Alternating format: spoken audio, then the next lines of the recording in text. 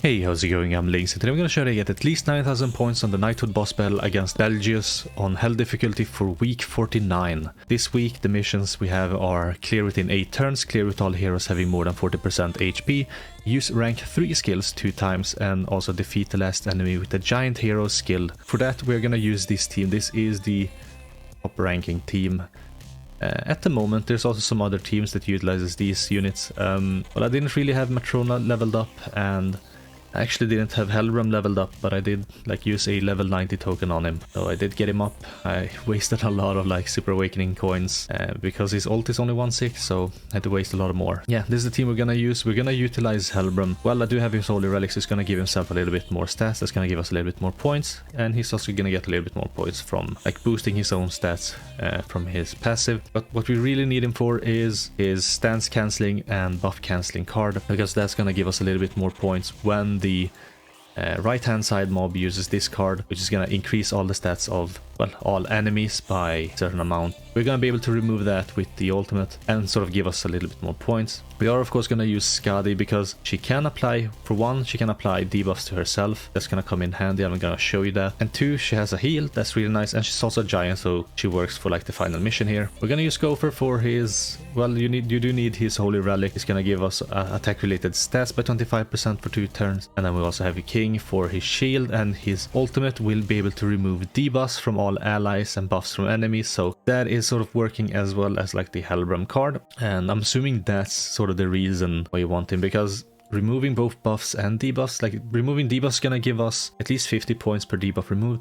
Removing buffs, I'm not sure how much that gives. I didn't look it up or anything, so I'm assuming something similar, 30, 40, 50 points maybe per buff removed. I don't know, we'll see. But the gear I have on them is attack crit on King, HP defense on Gopher. I do have attack crit set on Skadi here. That's because that's her only set. I could perhaps just go for HP defense, maybe that's gonna give me more score. I found though that this is sufficient enough, so that's what we're going for. And I got HP defense borrowed gear on Helbram. The artifact card set, I auto set it to HP, and I'm running HP food, so yeah, let's just get into it.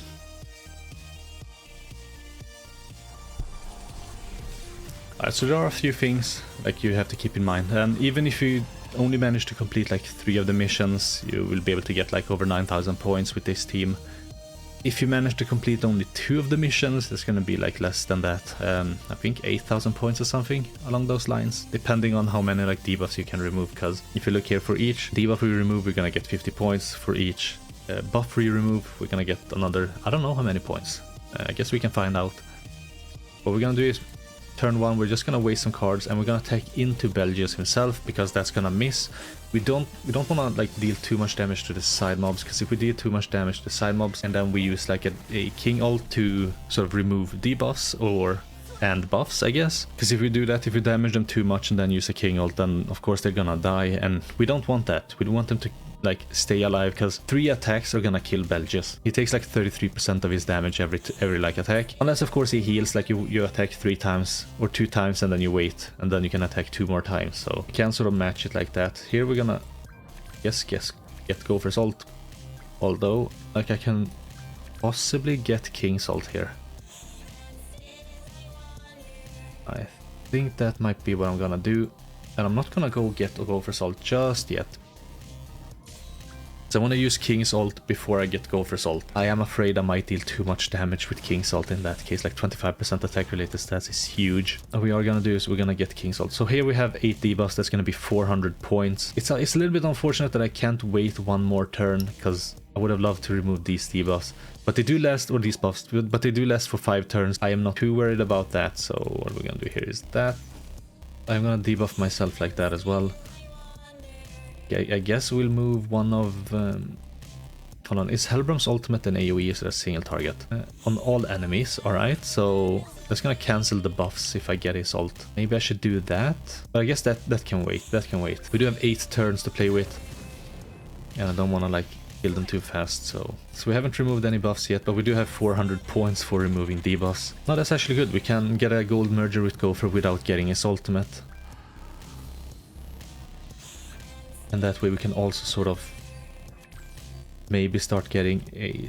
I'll get a Skadi ult and we like kind of move to getting another king ult. This isn't gonna kill them, that's really good. Now the Skadi ult is good because it's gonna make it so that we can heal ourselves, and by attacking like we call the side mobs, we're gonna be able to heal for more because she heals for like 30% of the damage dealt, and because the boss has a damage cap of 33%, like 30% of 33% of the boss's health isn't a lot, so yeah, that's not gonna heal for much. So we really want to heal here. I kind of also want to attack with king if at all possible, but I don't want to kill this mob actually. Getting applied with the debuffs could be really useful for us. Here we have our second gold card anyway. Should I get Hellbrum's ult? I might as well. Like, do we get any points for like removing stances? Cancel enemy stance, yeah. So I might as well just get his ult there. We're gonna use that, and we're gonna give ourselves a second gold card. So that next turn we're gonna have King's ult. That's gonna remove like whatever debuffs this mob applies and whatever debuffs we already have.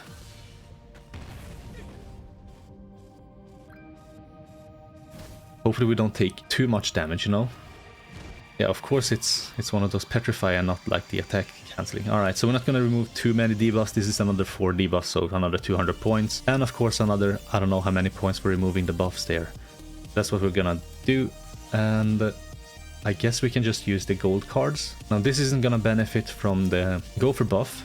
Which turn are we on? 6, this is perfect then. Well, perfect would have been turn 7, but... So we're gonna use that, we're gonna use that. And then we're not gonna do anything, we're just gonna move a card. Of any kind. I'm just actually gonna waste one Gopher card first. The king does benefit from the... what's it called? The Gopher Holy Relic, so that's what we're gonna do. He deals a little bit more damage there, we get a beefier shield. Now, of course he has a damage cap, so he can only deal 91% damage, or 91,000 damage.